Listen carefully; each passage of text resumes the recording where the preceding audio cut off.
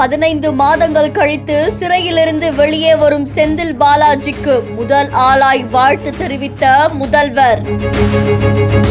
முதலமைச்சரின் எக்ஸ் வலைத்தளத்தில் இருந்து பகிரப்பட்ட வாழ்த்து கடிதம்.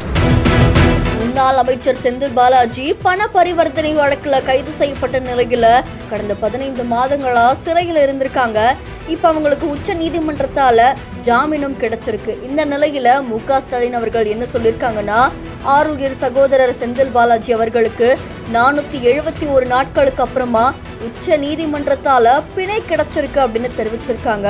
அமலாக்கத்துறை அப்படின்றது அரசியல் எதிரிகளை ஒடுக்கக்கூடிய துறையா மாற்றப்பட்ட தற்போதைய சூழ்நிலையில அதற்கு உச்ச நீதிமன்றம் ஒன்றே விடியலா இருக்கு அப்படின்னு தெரிவிச்சிருக்காங்க. எமர்ஜென்சி காலத்துல கூட இவ்வளவு நாட்கள் சிறை வாழ்க்கை கிடையாது.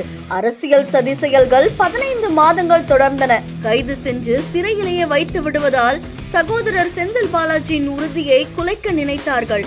முன்னிலும் உரம் பெற்றவராய் சிறையில் இருந்து வெளியே வரும் சகோதரர் செந்தில் பாலாஜியை வருக வருக என வரவேற்கிறேன் அப்படின்னு தெரிவிச்சிருக்காங்க. உன் தியாகம் பெரிது, உறுதி அதனினும் பெரிது அப்படின்ற மாதிரி தெரிவிச்சிருக்காங்க. கோடிக்கணக்கில் ஊழல் செய்யப்பட்டதாக அமலாக்கத்துறையால கைது செய்யப்பட்ட செந்தில் பாலாஜி சிறையிலிருந்து ஜாமீன்ல வெளியே வந்த உடனே திமுகவினர் இப்போ பட்டாசு வெடிச்சு அதை கொண்டாடிட்டு இருக்காங்க அப்படின்னு தெரிவிக்கப்பட்டிருக்கு.